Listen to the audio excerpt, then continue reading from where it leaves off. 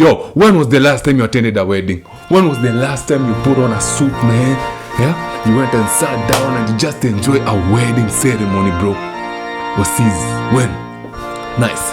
This is the video we'll be doing today. But before I jump into the video, like the video real quick, subscribe if you're not subscribed. Just watch this. I'll forever submit to you. I'll forever submit to you.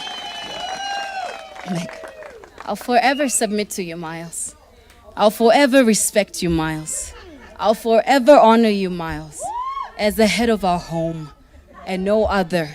There is no other, there is no one, no plans of hell will ever prosper in our marriage and will ever hold me not to be a wife that is a Proverbs 31 woman. Amen. I will become that woman that builds the home as I follow you, as you follow Christ.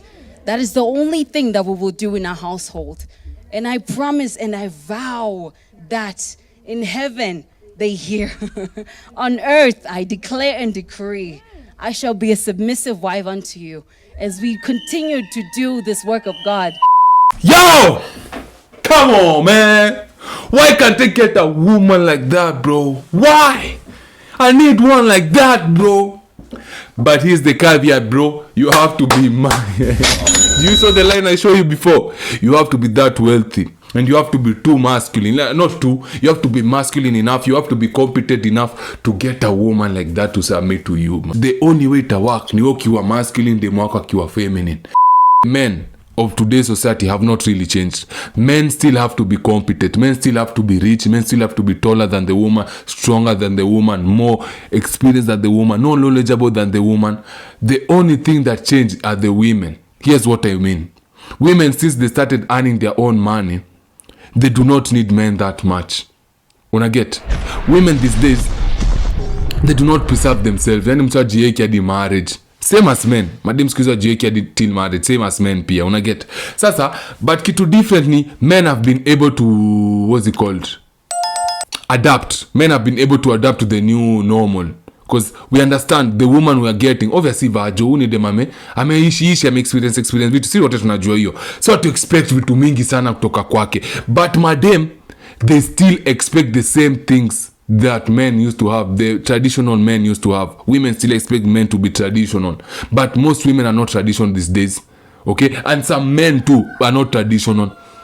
Kuna wanaume wanaamini mwanafaa kwenda 50-50 na dem.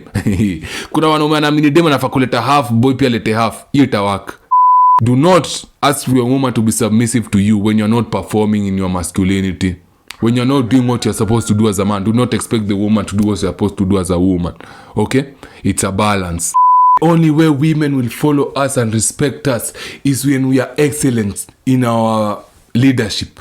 We have to make sure we lead well. We have to make sure in all areas where we are supposed to be performing as men, as masculine men, we perform the best way. Tunafaa to make sure women do not have to worry about anything because we have it all taken care of. That's the only way they will submit to us. That's the only way they will follow us peacefully. But when we are rocky, we are not steady, they will not really follow us. There'll be chaos, there'll be quarrels, there be something always coming up. Utajipata tu wezi satisfy them. We aren't to anyway satisfy them, but the reality is we have to make sure to go our best way. We have to be the best version of ourselves. That way whenever mdema anataka kutufollow, anatufollow vizuri, virahisi, kwa sababu anajua I am following a competent leader. I am following a competent man. We have to become competent men. Let me show you something here.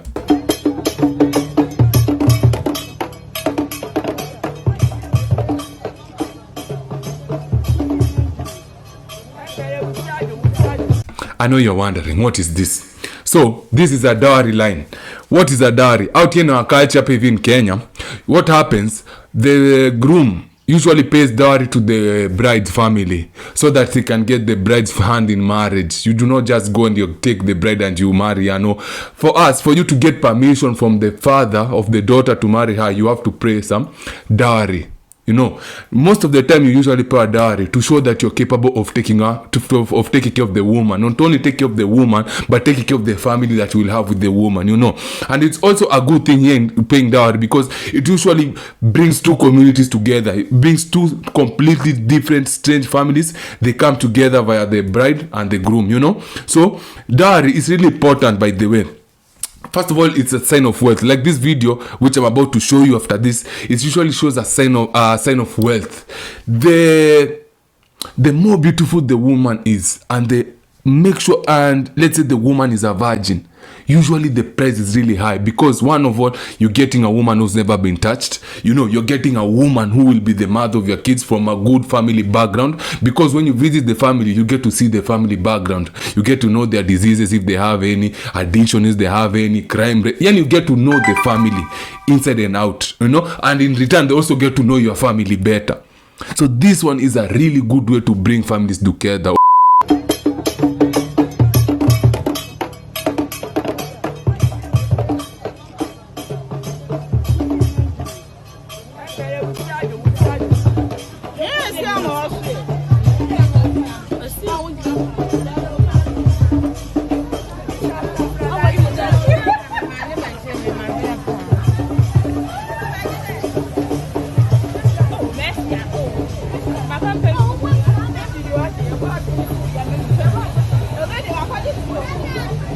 This is what used to happen back in the day. These days, I don't know if it happens that much. But squeezing me, I don't know. I think these days, just people just meet, fall in love. The woman moves in. After a few days, now that's when they go. A few years, that's when they go and meet the family of the bride or something. After maybe she already has like 2-3 babies. But before you impregnate the woman, you have to go take dowry first. Then you're given the bride hand in marriage. You know? Tell me, do you have this thing? Society, do you have this thing in your community? And when's the last time you saw something like this in your area? Yeah? Does it happen? Have you ever been to one negotiation, dowry negotiation? Thank you, man. I hope you enjoyed the video. See the next one, man. Big Bad Oga out. Like, comment, subscribe.